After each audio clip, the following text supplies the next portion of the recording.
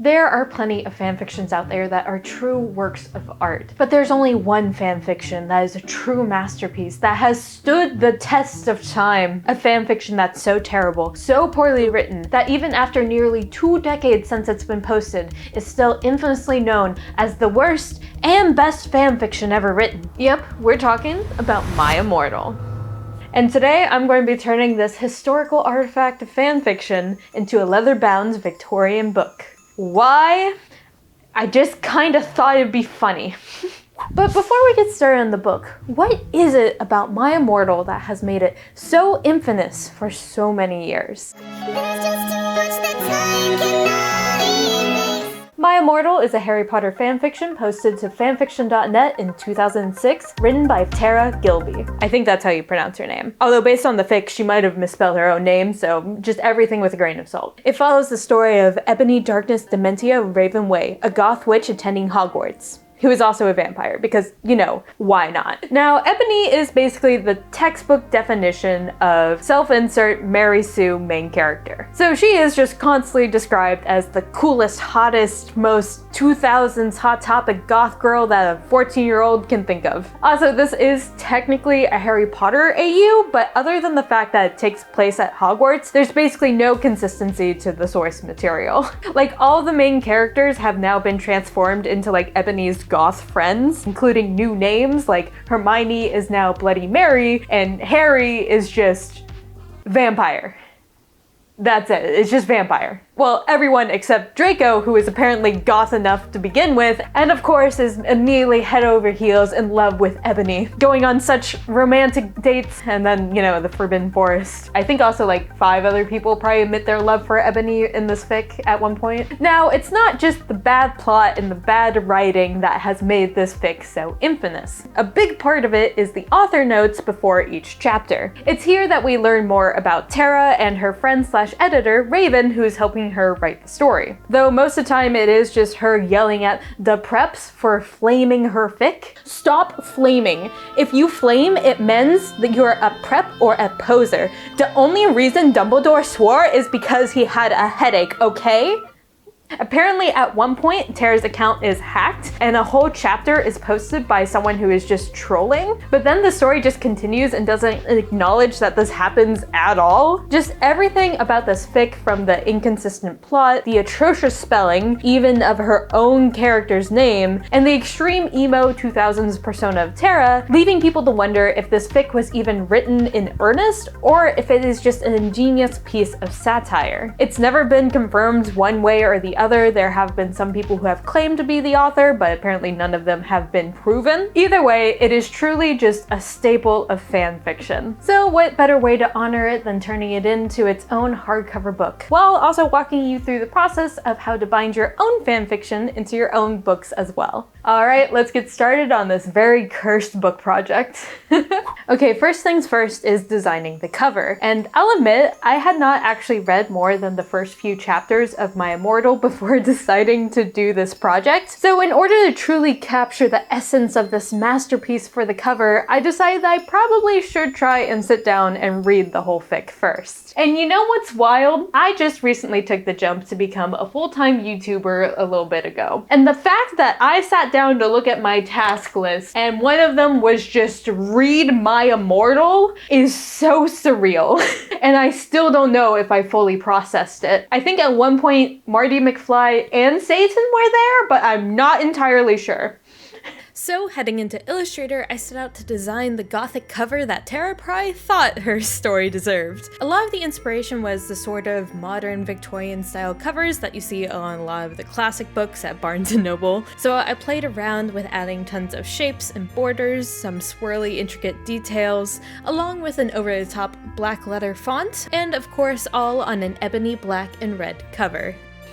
It's a bit over the top, but that's also just how the Victorian era was. All these gold decorations I'm probably just going to cut on the Cricut. I don't know how I'm going to do the dual colors with leather dye yet, especially getting it in a clean shape like that, but I think it looks cool and that sounds like a future me problem to figure out. So, yep, this is what I'm using my graphic design degree for now.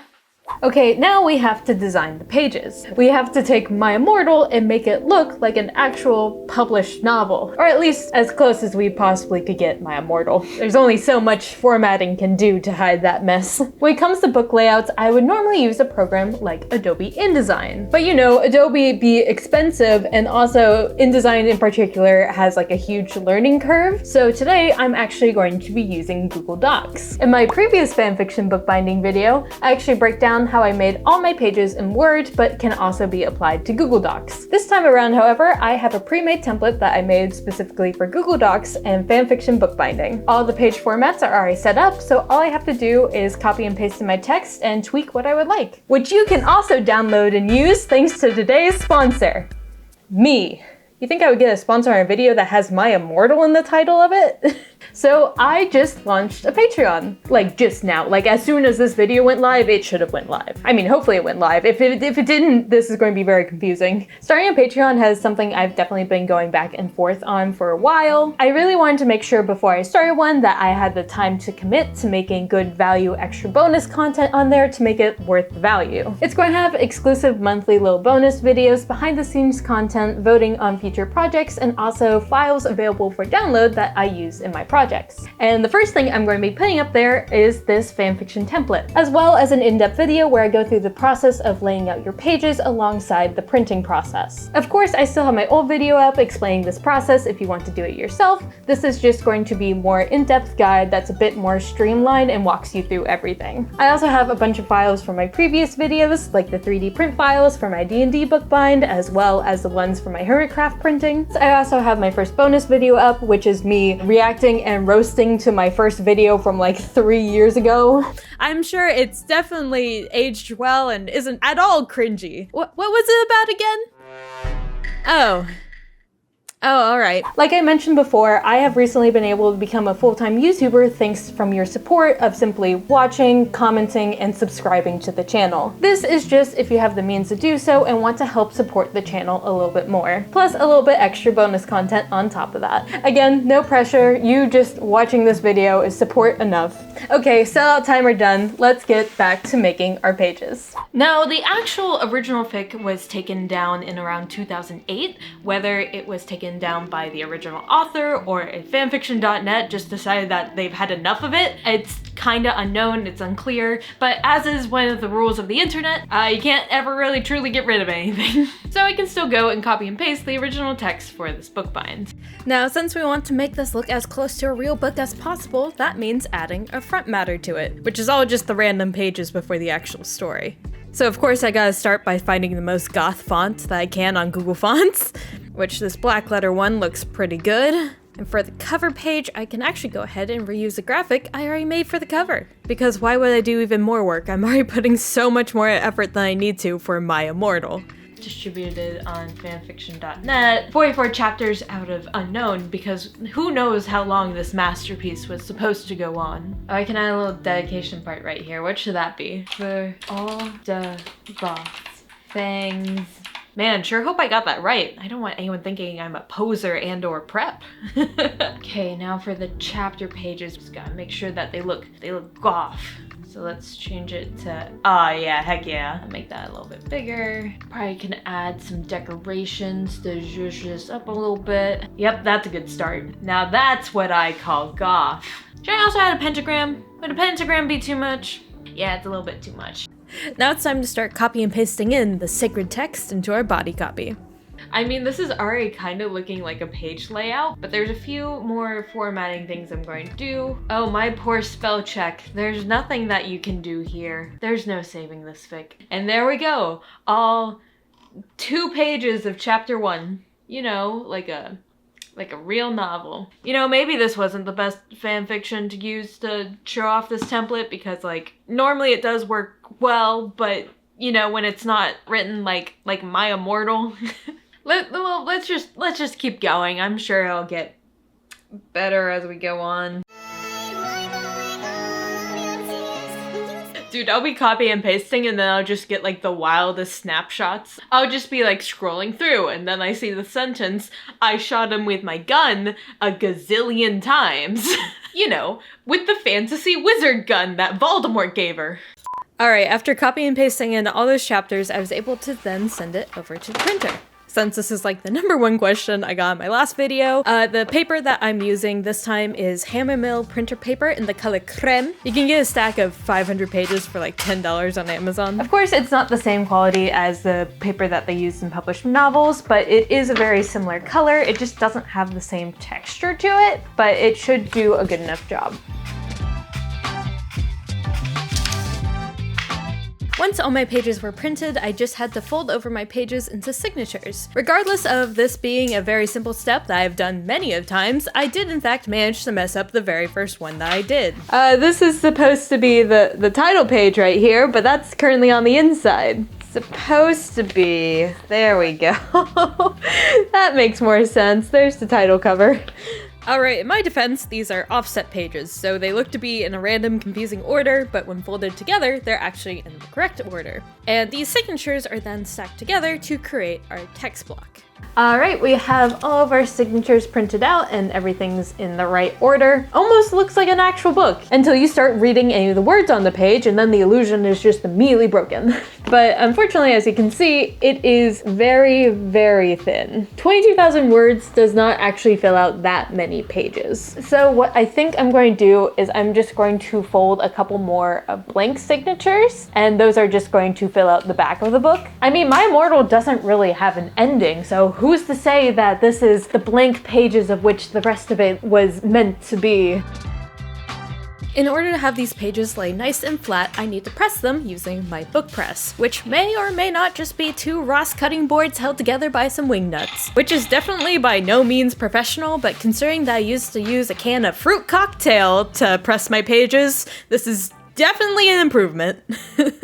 Now I need to mark and punch out my holes so I can sew my pages together. For this bind, I'm going to be using a kettle stitch that will be using some binder tape as support. This is my first time actually doing this stitch, and I actually learned it from the very knowledgeable Das Bookbinding channel. So if you would also like to learn how to do the stitch, I recommend going and watching his step-by-step tutorial, because I don't think I'm quite as qualified to break it down after only doing it once. So yeah, go check him out. The basics of the stitch is that I'm threading the thread back and forth down the holes of the signature and then placing in my binding tapes into the loose loops and then tightening the thread. Then I can go to my next signature and continue looping around the supports and chaining the top and the bottom of the pages together. This is by far the most straightforward and quickest sewing method that I have tried, so more than likely this is what I'm going to be using in the future. For another beginner-friendly sewing method, I also give a more step-by-step breakdown of how I sew my pages together in my previous fanfiction bookbinding video. With my pages now sewn together, it's back to the book press and time to break out the good old Elmer's glue, because it's time to glue the spine. Man, this one jug has gotten me through many a book projects. Though technically there are specific glues meant for bookbinding, most important thing is that it just needs to be PVA glue. Alright, this is dry after about 2 coats of glue. So next up, we're going to be adding some headbands. You can technically make your own headbands, but honestly that sounds like a lot of work when they come pre-made. Okay, just gotta measure out. Here you go. I'm just going to use my finger to glue it on, honestly. Some glue down there, and stick on our headband. Now, obviously, if you cannot tell by this point, I am by means no professional when it comes to bookbinding. Basically, everything that I have learned about bookbinding has come from other YouTubers. I did take a bookbinding class in college, which is what got me into it. Like, we didn't really learn a ton in that class. I definitely know that there's a lot of stuff I could do to make my books better or look more professional, but also I really like sharing how I do it with like a more DIY sort of style to what I do. So just like every hobby, there's different levels of what you can do. But honestly, with bookbinding, if you just add enough glue to the pages, you'll probably end up with a book at the end. Whether it will hold up over time, that's a question, but it will be a book at least for a little bit. The last step for the text block is to take some black cardstock and add some cover pages.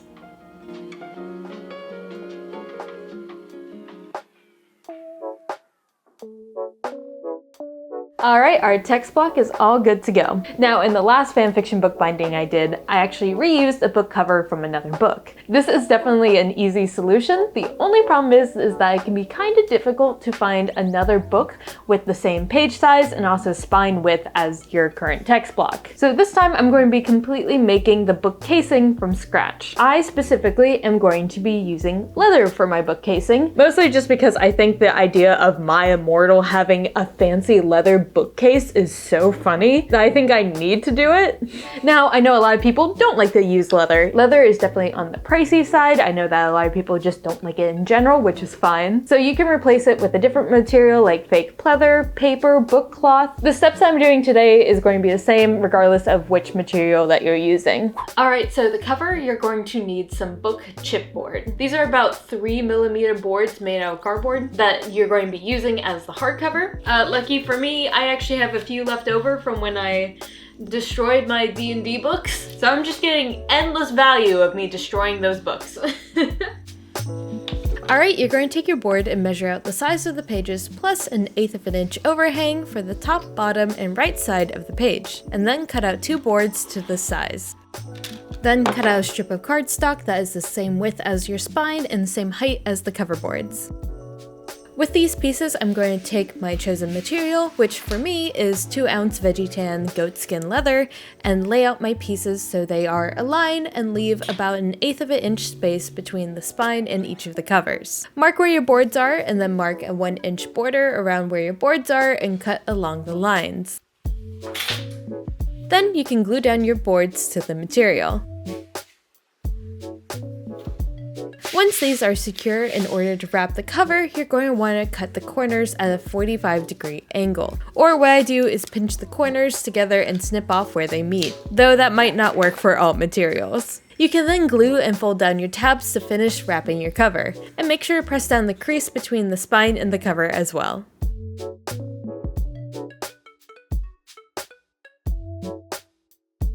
And now we have a hardcover bookcase. But since this is leather, we have to do another step of dyeing it. Unfortunately, this is called Midnight Black and not Ebony Black. I do apologize, hopefully this can still be up to Gothic standards.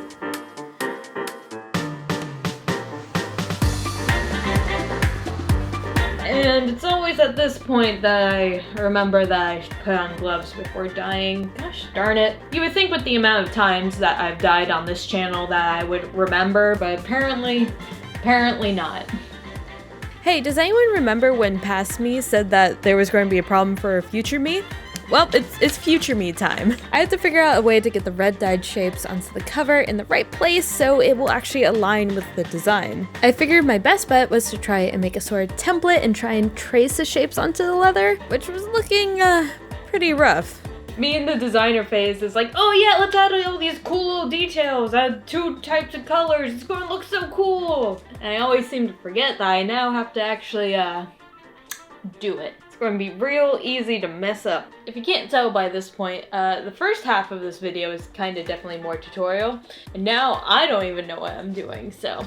The dye that I'm using is basically just acrylic paint for leather, so I figured I could just paint it on, which did work, but it did take a while to actually look good. It very much had the feel of when you have the line art layer turned off and you're just left with messy blocks of color. I was really just banking on the vinyl to hide all my mistakes, which technology is here to help me with this part.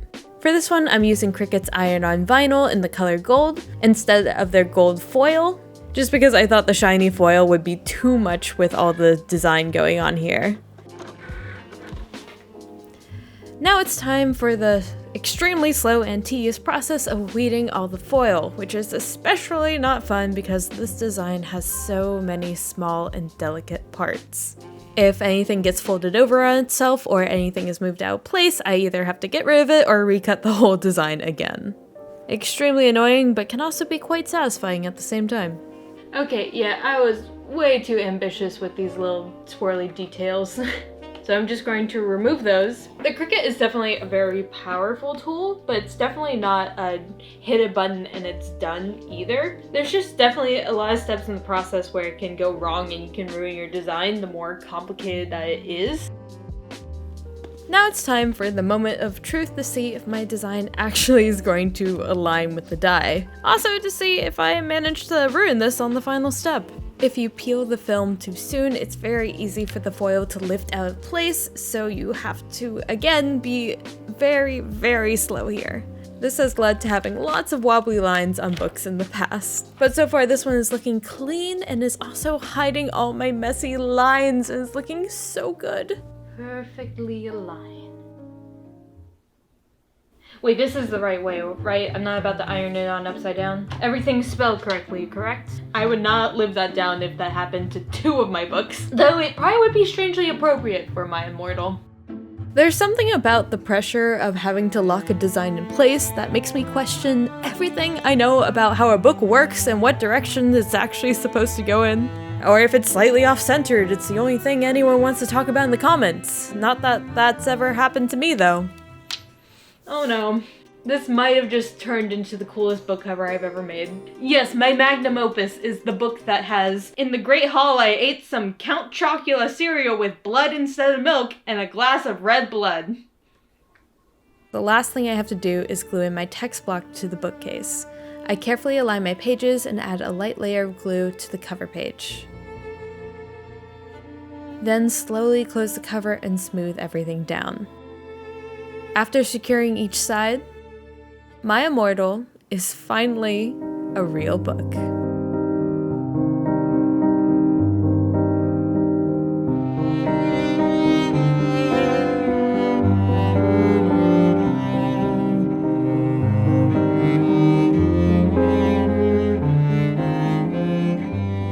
Hi, my name is Ebony Darkness Dementia Ravenway, and I have long ebony black hair. That's how I got my name, with purple streaks and red tips that reach my mid-back and icy blue eyes like lipid tears. And a lot of people tell me I look like Amy Lee. Others know if you don't know who she is, then get the hell out of here. I'm not related to Gerard Way, but I wish I was because he's a major effing hottie. I'm a vampire, but my teeth are straight and white. I have pale white skin. I'm also a witch, and I go to a magic school called Hogwarts in England where I'm in the 7th year. I'm 17.